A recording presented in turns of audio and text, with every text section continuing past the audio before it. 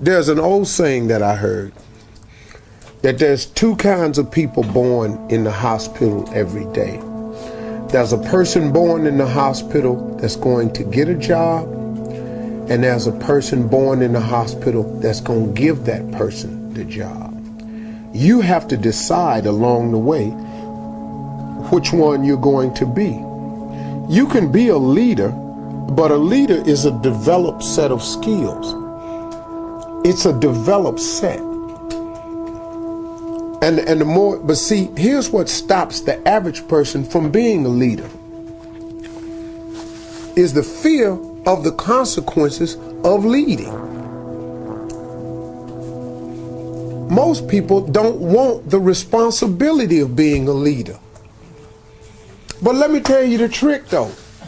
The responsibility and ramifications and consequences of being a follower is more dire and more severe.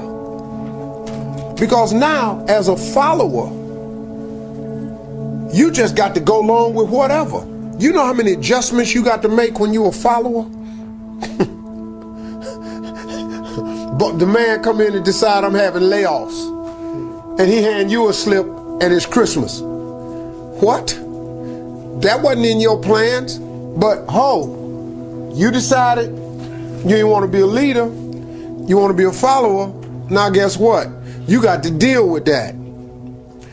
If I'm a leader and I own a company and the company start losing money, you think I'm fitting to not have my life? No. Cutbacks start on the follower. The leaders don't go, well, let me quit. Because if I quit, ain't nobody eating. The cutbacks start at the bottom. So you have to make a decision if you're going to be a leader or not. But understand what a leader is, though. Sometimes you just really want to be the leader of your own life. See, you don't have to lead a world leader. I have no aspirations of being Martin Luther King. I have no aspirations of being Gandhi. None whatsoever. I had really no aspirations of being the leader that I've become today. That I got young men listening to me that I wasn't even really counting on. I got dudes emailing me, man, running up to me, man, at Essence. This brother ran up to me and Terrence was stopping him from talking to me. And the big brother, about 300-some pounds, sweating, had a chef coat on, had a thermometer pen, sweating all over the place. He had seen me come off stage, saw me go through the back. He ran all the way around to meet me. And Terrence, stand down, soldier. Well, this big dude right here ain't with that.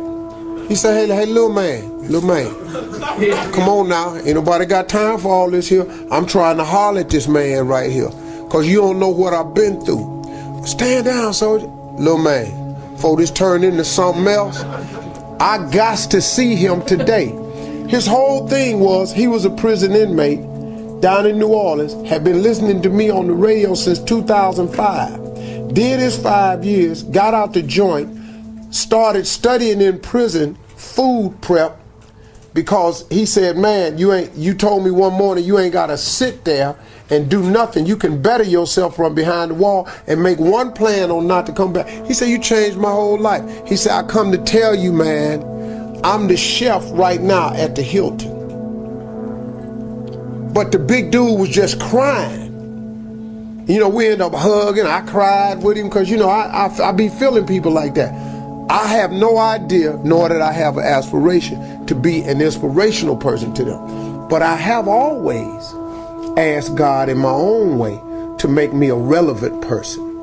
You know, I don't want to be a cat that when I die, ain't nobody tripping. Church empty. Ain't nothing right here, because, you know, it's two things, you know, when a person dies on their tombstone, there's a birth date, there's a dash, and then there's a date of your demise. And let me tell you something. When you die, they're not going to talk about your birthday.